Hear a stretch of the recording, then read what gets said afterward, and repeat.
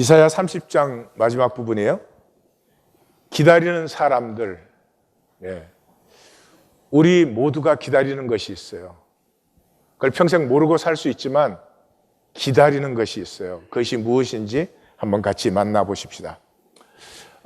이번 주 본문은 심판의 나눔이요. 하나님의 심판이 임하고 그 심판에서 나뉘는 것인데 30장 첫 단락에서 애굽을 의뢰하는 그 불신, 그래서 이 종교인들의 거짓, 우리에게 예언하지 말라, 바른 것을 보이지 말라, 부드러운 것을 말하라, 거짓을 보이라 하는 종교의 거짓을 우리가 훨씬 더 좋아합니다. 그게 더 편해요. 갈등도 안 되고 아픔도 안 되어요.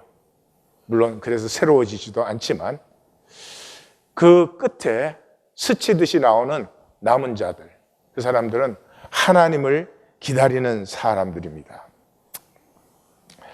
그 다음에 19절에서 26절, 지난주에 본 두 번째 단락은 남은 자들의 중심이에요.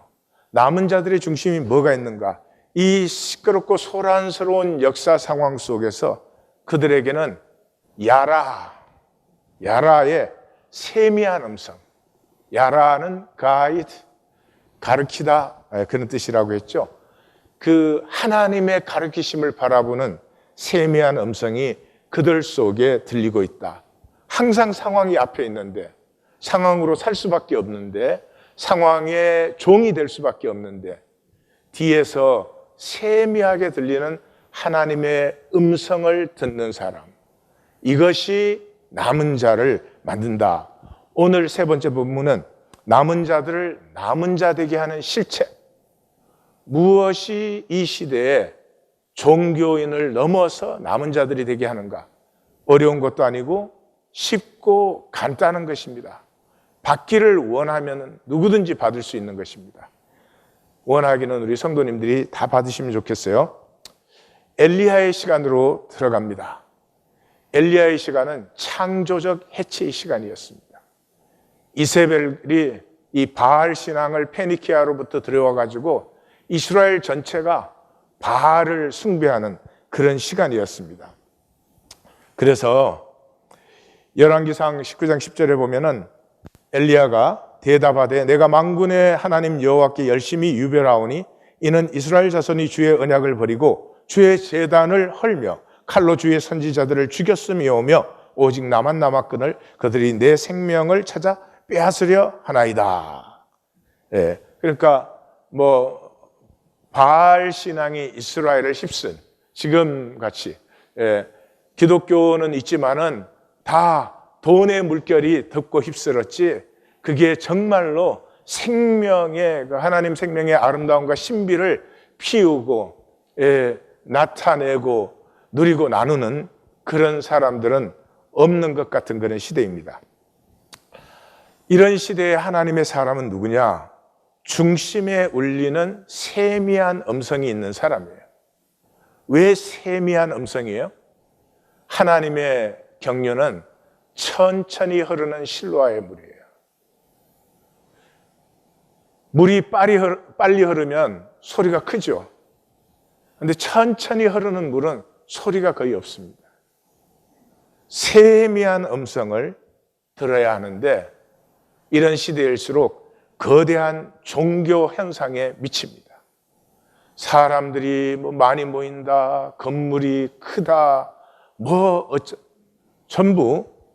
그래서 이 갈멜산에서 바알 선지자 450명, 아세라 선지자 400명, 그래서 850대 1로 엘리야가 말하자면 한판 한 거예요.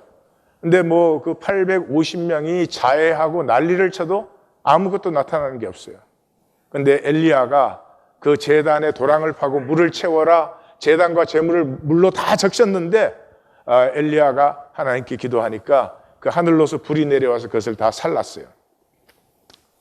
이때 엘리야는 이 정도면 이제 정신 차리겠지. 이 정도면 우리가 이긴 거지. 그런 생각을 했습니다. 그런데 하나님의 생각은 좀 달랐어요. 그래서 이 엘리야는 이렇게 거대한 역사가 일어났는데 아무것도 바뀌지 않아요.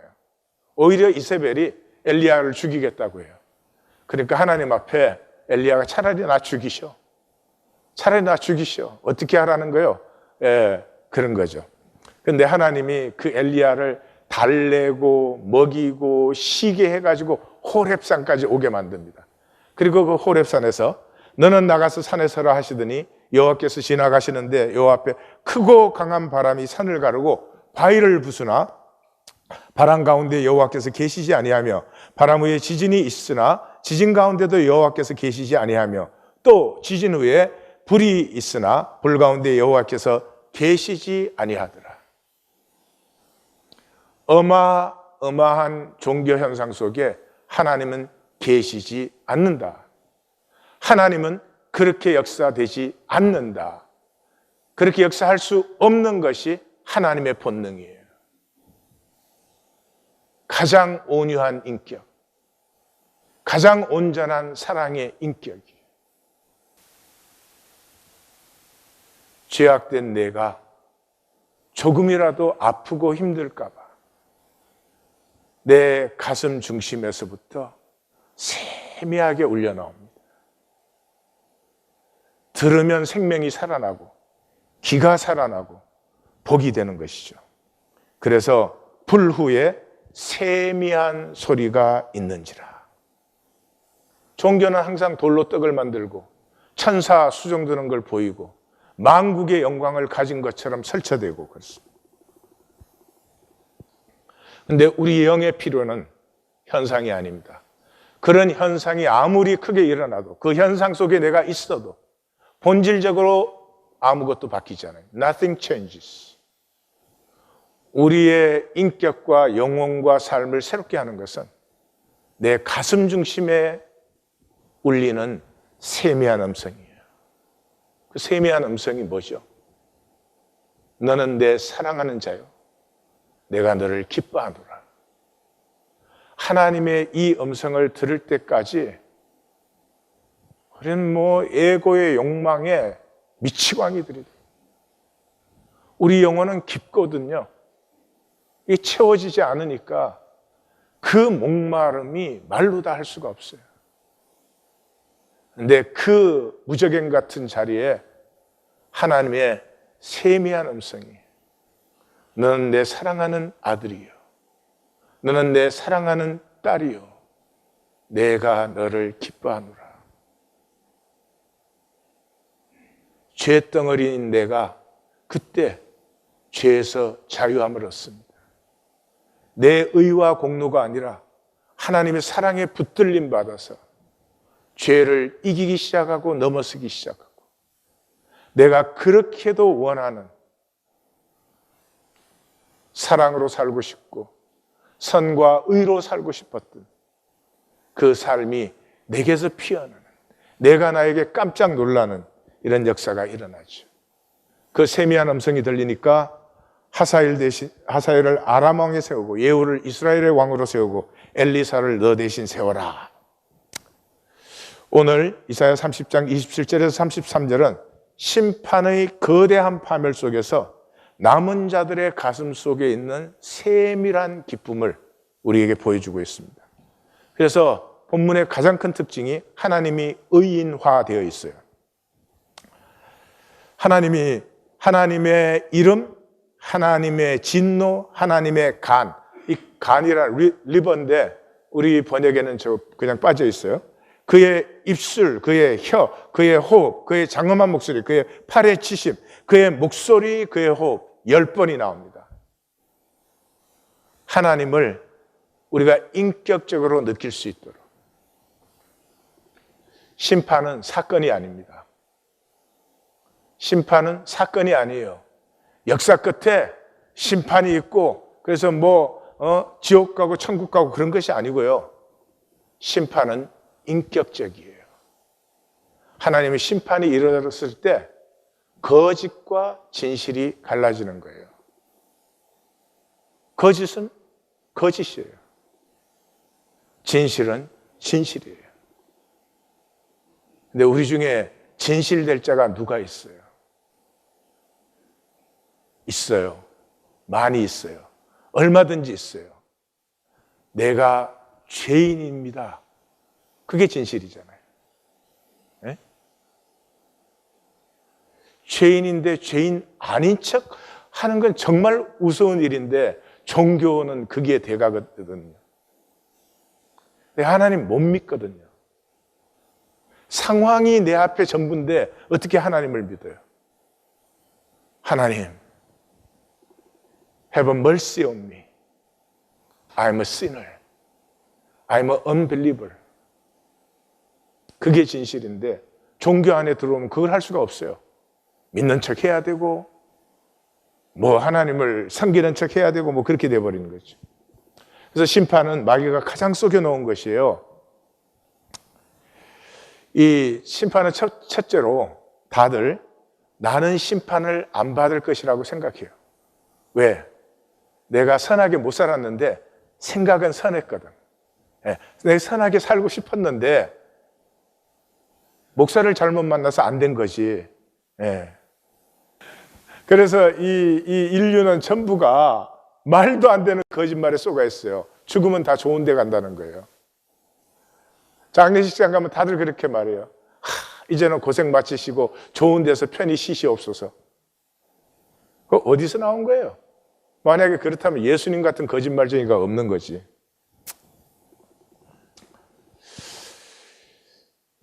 우리는 마지막 순간까지 진실을 직면하지 않아요. 내 거짓 속에 사는 게 편하잖아요. 그러니까 항상 나는 정당화 시켜놓고 항상 상대방 탓하고 사는 동안 그럴 수 있죠. 그런데 마지막 순간까지 그렇다는 것은 비극적인 일이에요. 비극적인 일이에요. 심판에서 두 번째는 또 이렇게 말해요. 이 허상의 현상을 자꾸 실제라고 말해요. 그래서 하나님이 이 많은 사람들을, 이 많은 생명을 어떻게 지옥으로 보내시나, 그건 너무 잔인하다, 뭐 이렇게 말을 해요. 그런데 하나님에게 거짓은 실제가 아니에요.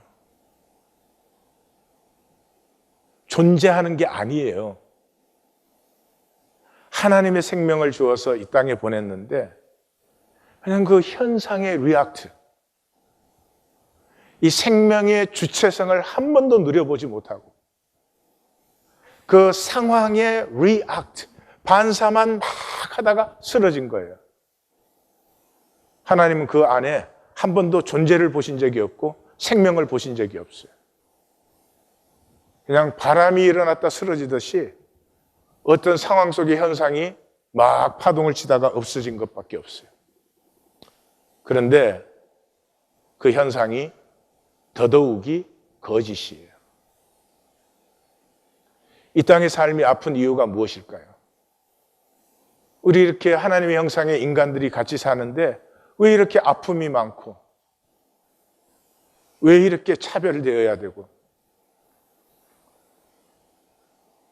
좀 잘 살 수도 있고 못 살 수도 있죠.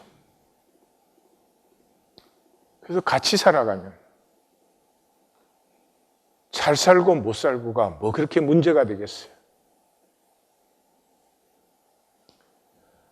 아무것도 아닌 것에 조금만 차별이 있으면 참으로 잔인하게 깔보고 무시하고 잘난 척 하려고 듭니다.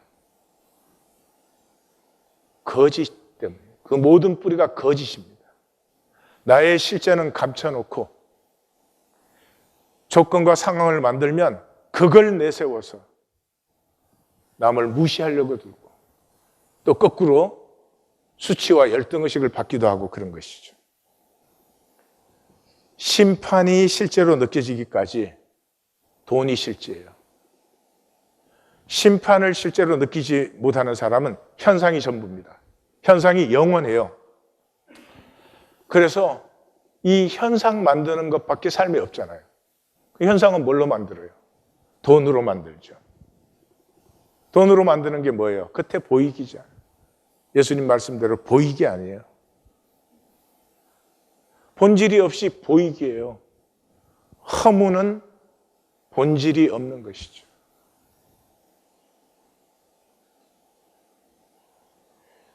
심판은 엘간으로 받습니다. 그것이 신약 성경입니다. 몸과 물질로 산 삶이 나입니다. 내 몸과 내 물질로 내가 산 삶, 그것이 나입니다. 그것이 내 삶으로 내가 성육시킨 나입니다. 속사람의 삶이에요. 속사람은 둘 중에 하나예요. 내 속사람은 에고든지 그리스도든지.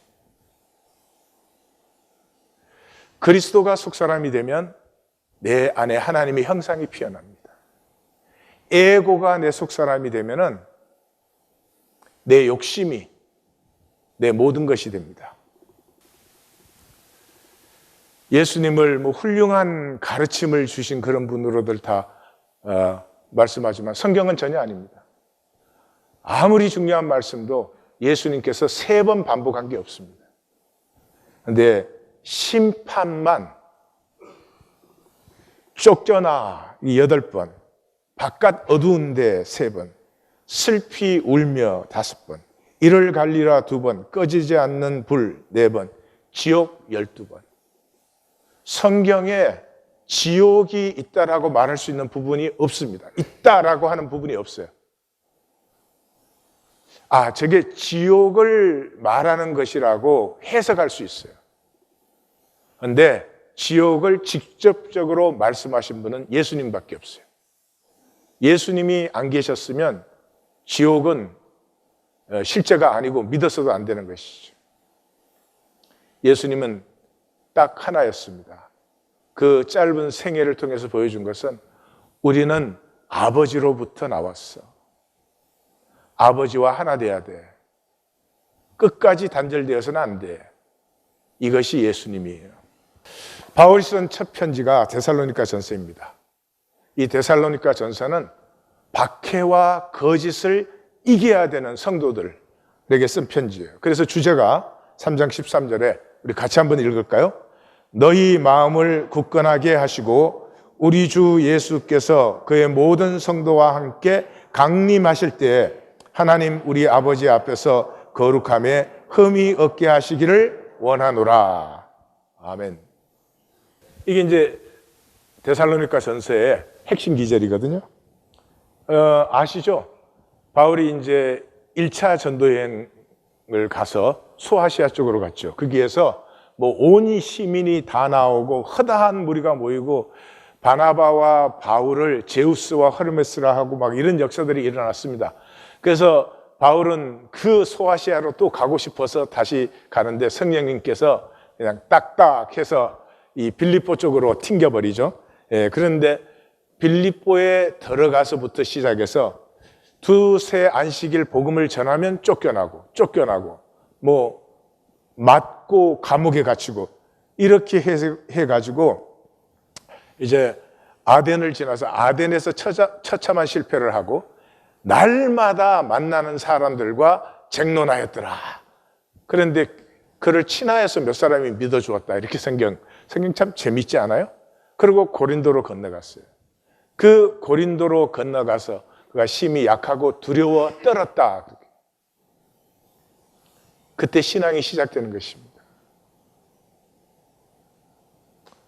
하나님 앞에 나올 때 두렵고 약하고 심히 떠는 것이 예배입니다. 그때 하나님의 마음이 임하고 하나님의 가슴이 임하고 하나님의 세미한 음성을 듣죠. 바울도 들었죠? 두려워하지 말라. 내가 너와 함께한다. 이 성중에 내 백성이 많이 있다. 그래서 그 복음만 전하고 떠나온 교회들이 걱정되어서 디모데를 보냈는데 디모데가 그 소식을 전하는데 너무너무 아름답고 건강하게 교회가 서 있는 모습을 전합니다. 그래서 사도 바울이 이제는 우리가 살리라. 야, 이제 내가 살겠다. 그러죠. 1차 전도 여행에 어마어마한 종교쇼, 온 시민이 다 나왔어요. 유대인, 헬라인이 함께 나왔어요. 거기에 이적과 기사와 표적이 일어나고 바울은 심지어 죽은 것 같다가 다시 살아나고 하는 역사가 있었습니다. 그러나 정말로 교회가 된 교회는 소아시아가 아니었고 이 마게도니아와 아가야에 있는 교회들이었습니다. 그중에 고린도 교회는 문제투성이의 교회였습니다. 그런데도 그 교회가 끝까지 하나님의 일에 동참하는 교회가 되죠. 이 데살로니가는 디모데 소식에 의하면 두 가지의 영적 공격을 받고 있었습니다. 하나는 환난입니다. 환난의 박해를 받고 있었어요. 그래서 너희는 많은 환난 가운데서 성령의 기쁨으로 말씀을 받아 우리와 주를 본받은 자가 되었다. 형제들아, 그들이 유대인들에게 고난을 받음과 같이 예루살렘에서 예루살렘 교회 성도들이 유대인에게 고난을 받은 것 같이 너희도 너희 동족에게서 동일한 고난을 받았다. 그 다음에 그 박해뿐만 아니라 이 유대 종교주의자들에게 시달렸죠.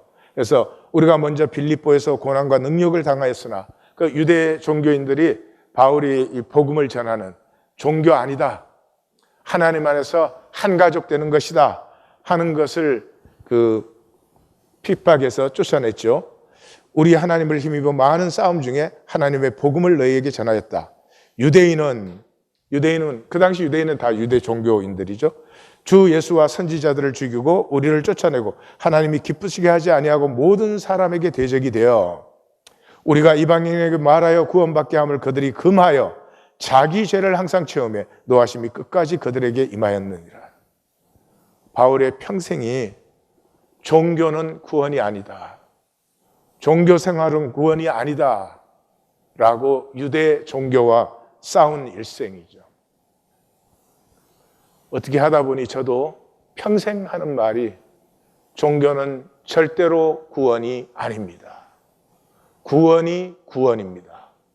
구원받은 자는 하나님과 하나 된 것이고 하나님의 임재 안에 사는 것이고 세상 삶을 살지 않고 하나님의 나라를 사는 것이고 그들이 구하는 것은 분명히 그의 나라와 그의 의를 구합니다. 어느 때까지 이 고통스러운 역사를 이대로 두시겠습니까? 하나님의 통치를 왜 이루지 않고 이 악이, 이 고난이 계속되게 하십니까? 이것이 구원이지 세상 거 욕심내고 그거를 더 갖지 못해서 목마르고 그런 구원이 어떻게 구원이 될 수가 있습니까? 그걸 구원이라고 하는 것은 제 생각에는 양심 분량도 보통 분량이 아닌 것 같아요. 그러면 이 박해와 유대 종교주의자들의 이 고난을 어떻게 이기는가 하는 것이 1장에서 3장까지는 이게 그동안 상황 설명과 자기들 사정을 얘기한 것이고 4장에서부터 5장 11절까지가 이제 본론입니다. 그 본론이 뭐냐? 거룩하라 주의 강림 때 끝이에요. 그래서 4장 16절에 우리가 예수께서 죽으셨다가 다시 살아나심을 믿을진데 이와 같이 예수 안에서 자는 자들도 하나님이 그와 함께 데리고 오시리. 우리가 예수님의 부활을 믿는다면 예수님이 다시 오시는 것을, 예수님의 심판이 임하는 것을 믿는 것이다. 주의 날이 밤에 도둑같이 이를 줄을 너희 자신이 자세히 알기 때문이다. 형제들아, 너희는 어둠에 있지 아니하며 그 날이 도둑같이 너희에게 임하지 못하리니. 우리는 심판의 날이 도둑같이 임하지 않습니다. 왜냐 그러면 우리는 심판을 기다리고 있는 사람들이거든요.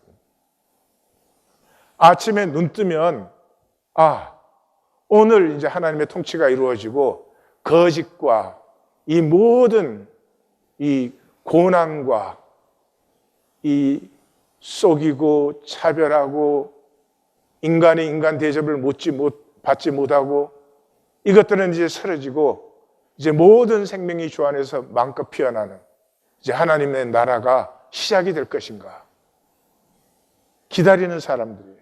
그래서 결코 서프라이즈가 되지 않아요. 그러므로 우리는 다른 이들과 같이 자지 말고 오직 깨어 정신을 차릴지라. 그리스도인은 심판을 바라보는 사람들이에요. 심판을 바라보, 생명의 저주가 끝나고 생명의 영광이 피어나는 그 시간을 기다려요. 그것을 기다리는 사람은 두 가지가 나타날 수밖에 없어요. 십자가의 신앙과 서로 사랑. 함께 기다리는 성도가, 형제와 자매가 얼마나 고마운지 단절되어서는 기다릴 수가 없습니다. 1820 데일리 브레드 순의 중심 기도가 그것입니다. 주여 어서 오시옵소서. 어느 때까지. 그것이죠. 본문은 심판의 강림이고 거기에 나누어지는 멸망과 구원이죠. 27절 여호와 이름이 원방에서 오시고 불같은 분노, 불이 세 번 나오죠. 빽빽한 연기 같고 불 붙듯이 오고 맹렬한 불 같고 이렇게 해서 나오는데 원방에서 온다는 말은 차원이 다른 것입니다. 하나님의 나라의 차원이 드디어 이 현상 차원에 임해서 들어오는 것이죠. 하나님의 이름이라고 하는 것은 하나님의 통치와 하나님의 주권이죠. 그것이 이 역사 속에 하나님이 감추어져 있고 하나님의 통치가 부인되던 세상에 드디어 임하는 것이죠. 멸하는 키로 열방을 까부르고 민족들을 재갈을 물린다. 멸하는 키니까 추수하니까 알곡과 가라지가 갈라지는 것이고 재갈을 물리니까 마음대로 할 수 없어요. 이 현상 동안은 우리에게 다스림의 권세를 위임했기 때문에 우리 마음대로 살 수 있어요. 하나님이 간섭하실 수가 없어요. 그런데 마음대로 할 수 없는 시간이 오는 것이에요. 그때 나는 누구인가 하는 것이죠. 절기에 여호와의 산 이스라엘 반석에게 나아가는 기쁨. 이 순례하여서 우리 3장 처음부터 봤죠. 시온으로 나온 남은 자들의 기쁨. 시편 133편. 시온으로 나온 이유가 뭐예요? 보라, 형제가 하나 되어 함께 동거함이 어찌 그리 선하고 아름다운 거. 30절 여호와의 장엄한 목소리를 듣고 팔에 치심을 보이신다. 그러니까 심판을 이 남은 자들이 듣고 보게 하시는 거죠. 하나님 역사의 완성의 증인이 되는 남은 자들이에요. 그래서 여호와의 목소리 막대기로 치심이 아수르를 낙담케 한다. 지금 아수르가 이제 뭐 거의 망하는 시점이기는 하지만 세계 월드 파워로 있는 때잖아요. 그래서 하나님의 역사가 나타나심으로 세상 권세가 무너지는, 그러니까 역사적인 심판을 보여주심으로 말미암아 하나님의 영원한 심판의 교훈을 받게 하시는 거예요. 그래서 예정한 몽둥이와 전쟁의 팔을 들어 그들을 치신다. 그때마다 소고와 수금의 소리가 높아진다. 전쟁 때 이렇게 싸워서 이기잖아요. 이기는 쪽은 그 승전을 독려하는 북이 둥둥둥둥 울리고 나팔이 막 울려 퍼지고 하잖아요. 그 장면을 하는 거예요. 그래서 이 아수르의 심판을 보면서 심판의 그 교훈을 받고 하나님의 심판 때에 우리는 그 찬양의 소리가 높아지는 사람이 되어야지 멸망의 이 비통함이 높아져서는 안 된다 하는 것이죠. 33절 왕을 위한 도벳. 도벳은 이 제단 이름이에요. 산채로 사람을 불태워서 제사 드리는 그 제단이 도벳이에요. 왕을 위한 도벳은 이미 세워졌고 깊고 넓으며 거기에 불과 많은 나무가 있어 여호와의 호흡이 유황개천되어 이를 사른다. 산채로 살라지는 세상 왕권의 비참한 종말을 말해주고 있죠. 남은 자는 구하고 찾고 두드린, 기다리고 바라봄이 있는 자죠. 근데 기다리고 바라봄이 있다는 말은 이 세상 거짓과 허무의 뜨악함을 만났기 때문이에요. 사도 바울의 말로 하면은 배설물이에요. 이사야 선지자의 말로 하면은 오물이에요, 오물. 생의 마지막 순간이 되면은 왜 내가 그런 걸 위해서 살았을까? 하나님의 생명을 가지고 한 번밖에 살 수 없는 이 삶 속에서 왜 그런 것에 욕심을 내고 살았을까? 그것 때문에 거짓되고, 그것 때문에 내 자신도 못 누리고, 그것 때문에 가족조차도 못 누리고, 이 따함을 만난 사람만이 이 현상을 넘어서 내 생명의 본질을 누리기를 원하게 되죠. 이것이 복 중에 복입니다.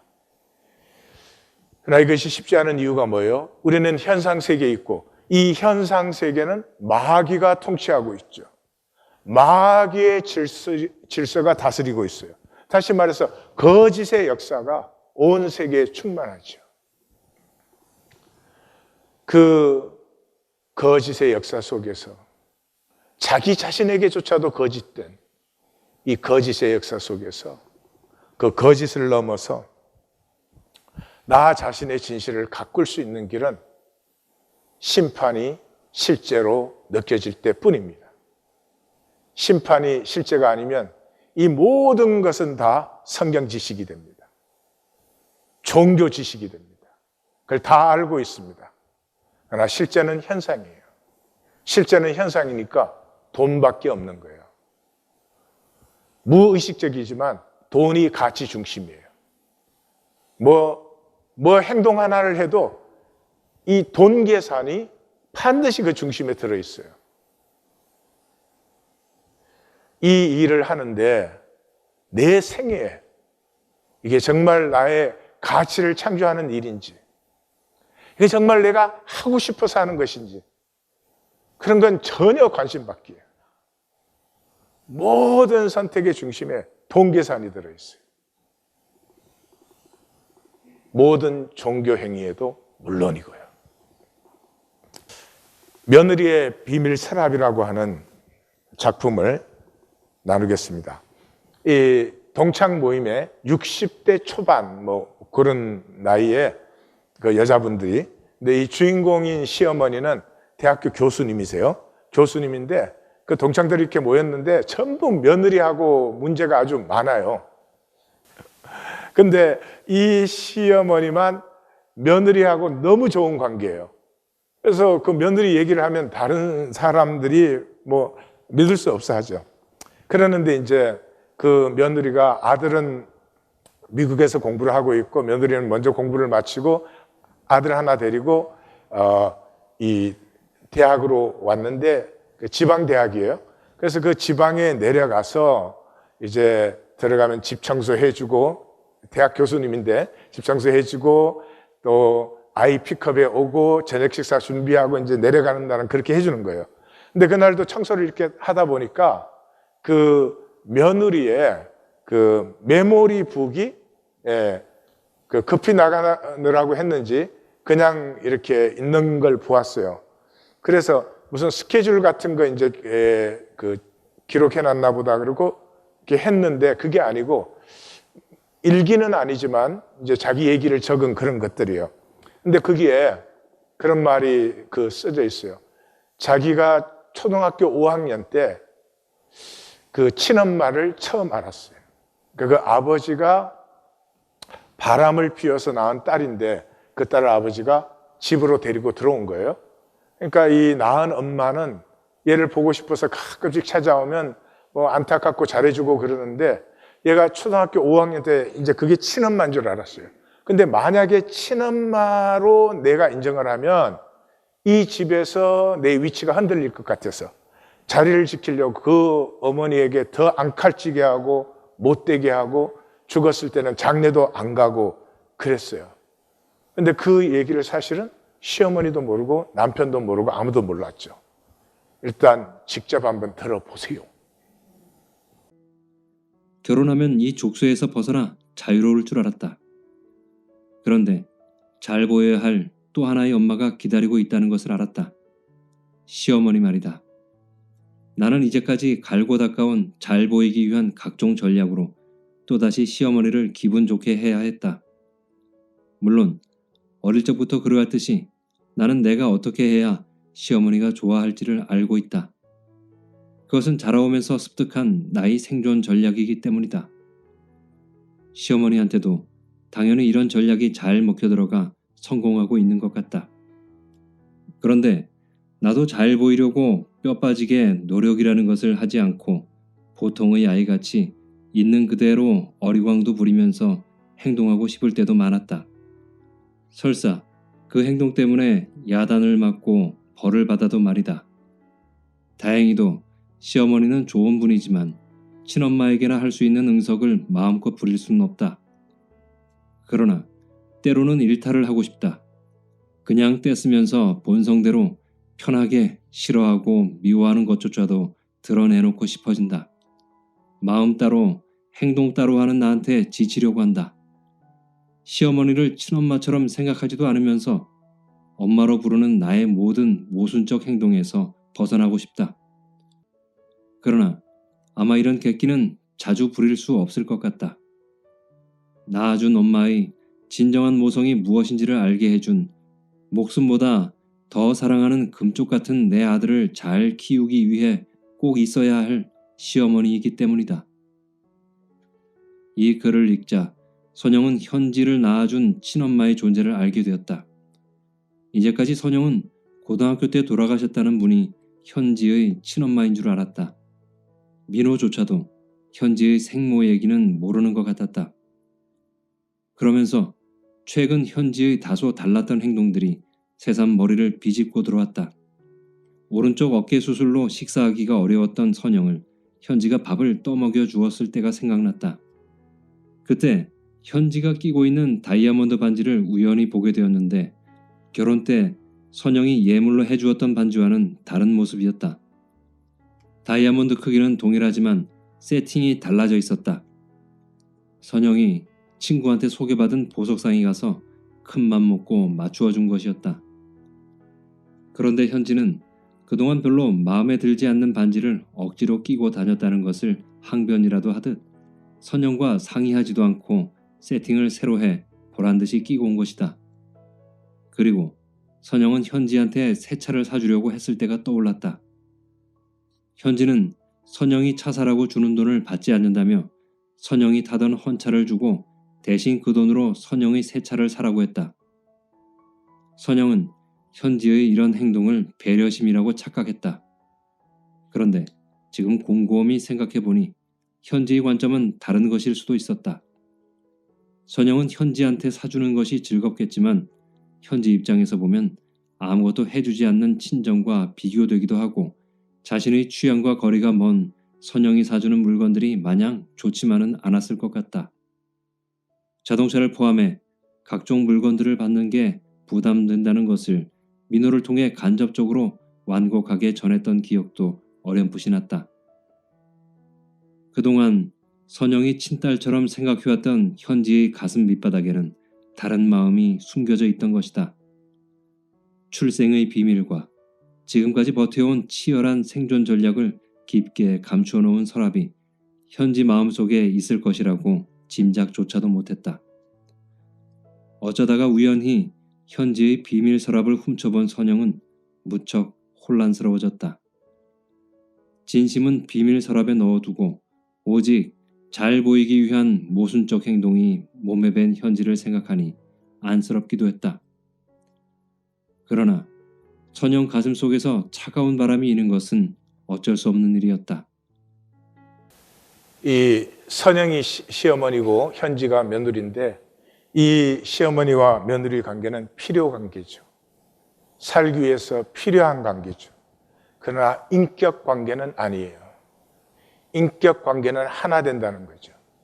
관계에 따라서 많이 하나 될 수도 있고 조금 하나 될 수도 있지만 관계는 반드시 하나됨이에요.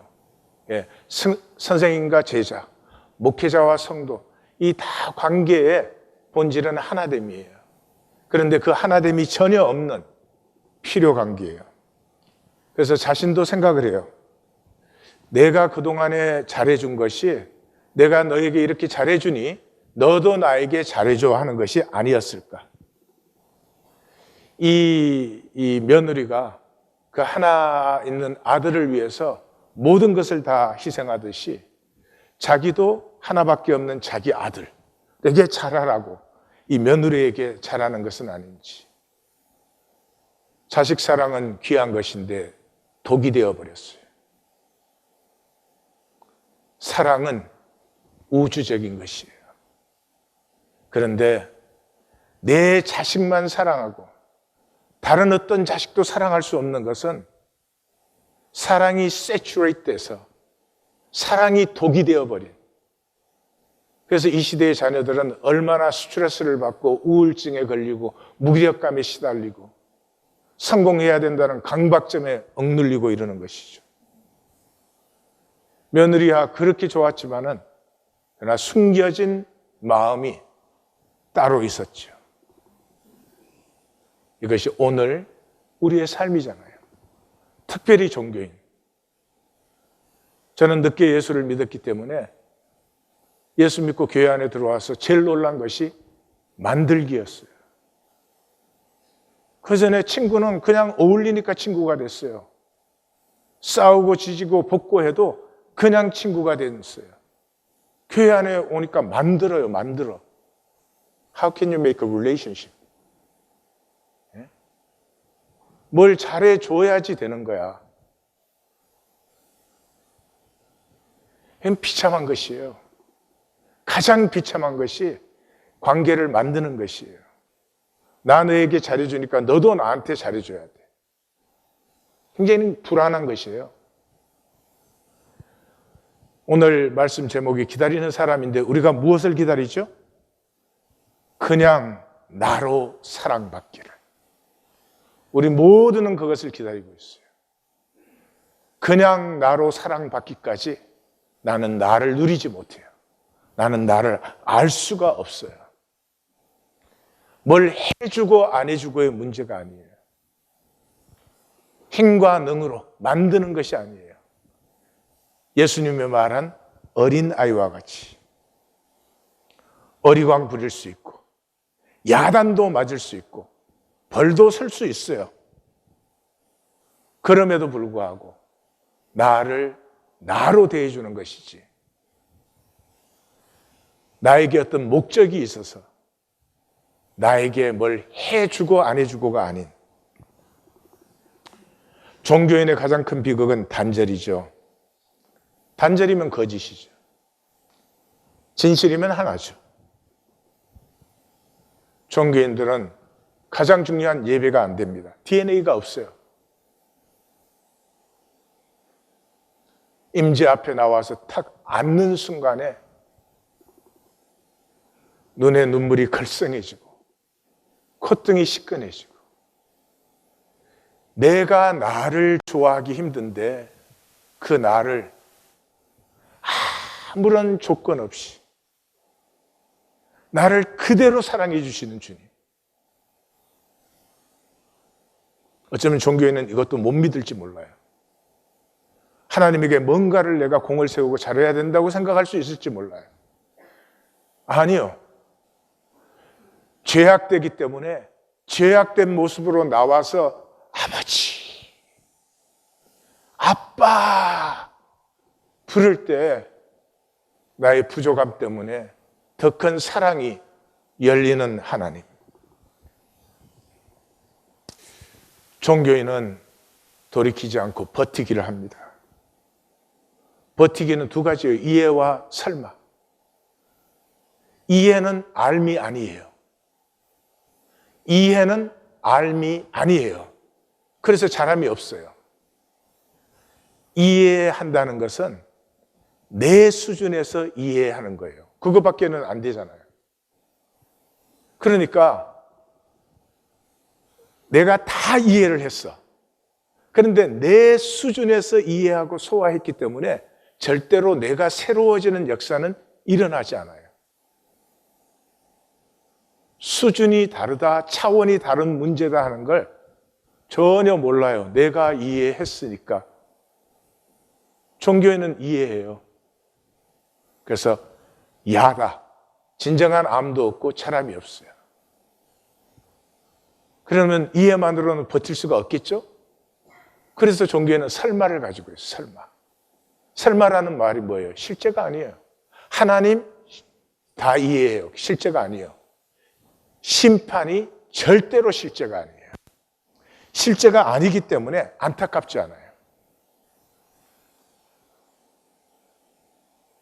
안타깝지 않기 때문에 예배가 아니에요. 종교에는 자기가 예배를 나와줘요. 오늘 무슨 예배가 있는데 내가 나가줄까 말까 이래요. 예배로 부르심을 받았다는 그 은혜를 알지 못해요. 우리에게 상황과 형편 속에서 사는 것을 하나님은 정죄하지 않아요. 나와도 못 나와도 좋지만은 그건 하나님이 허용하시는 거예요. 그러나 예배 하나하나를 나올 때 하나님이 나를 불러주셨다는 그 감사하고 고마움이 없으면 예배 전체가 거짓이 되고 마는 것이죠. 이 모든 문제의 핵심은 속사람이 있습니다. 속사람은 하나님의 형상이 피어난 생명이에요. 성경에서 말할 때는. 그러나 우리의 속사람은 또 딴 속사람도 있어요. 그래서 다이어그램을 제가 그렸죠. 이게 우리가 육체 가운데 살잖아요. 근데 그리스도를 영접했어요. 저 동그라미는 그리스도예요. 그리스도가 나에게 들어오시면 내 속에 있는 저 점이 하나님의 형상, 씨앗이에요. 씨앗이 아니라 핵이에요, 핵. 그 핵을 품어줘요. 이 생명 핵은 무조건적인 사랑에 품어지지 않으면 절대로 자라날 수 없어요. 애가 딱 태어났는데 태어나자마자 너 1시간 내에 한 번 이상 울면 혼나. 이러면 걔는 자랄 수가 없는 거죠. 그런 거예요.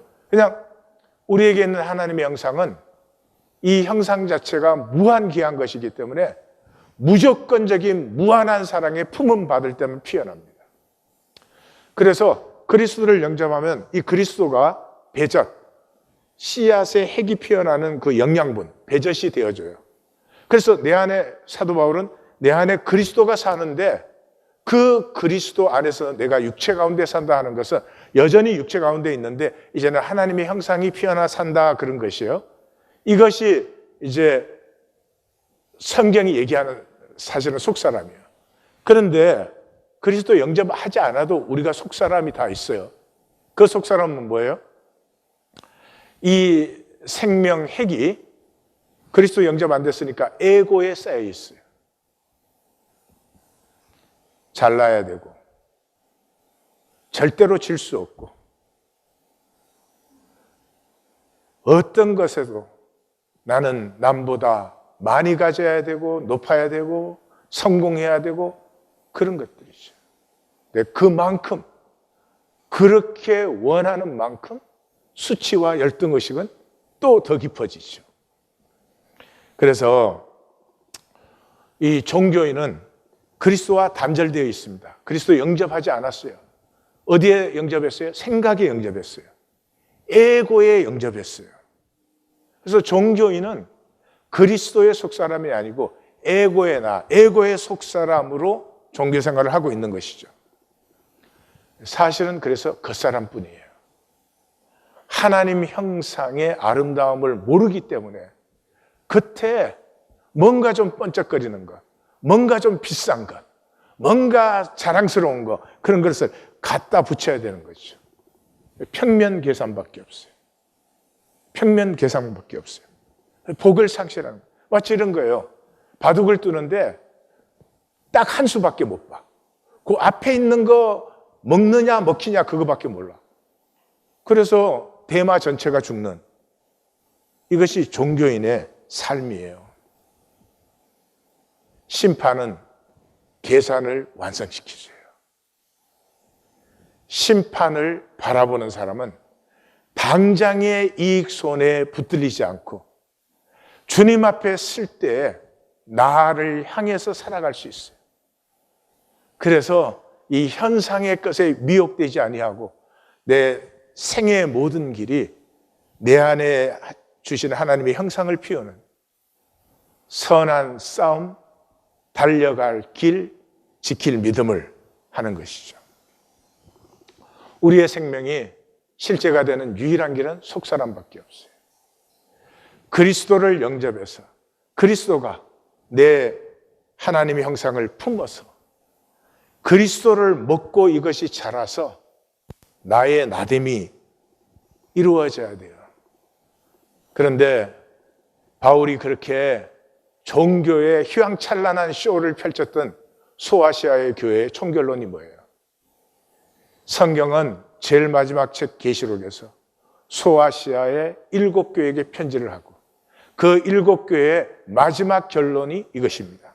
볼지어다 내가 문 밖에 서서 두드리노니 누구든지 내 음성을 듣고 문을 열면 내가 그에게로 들어가 그로 더불어 먹고 그는 나로 더불어 먹으리라.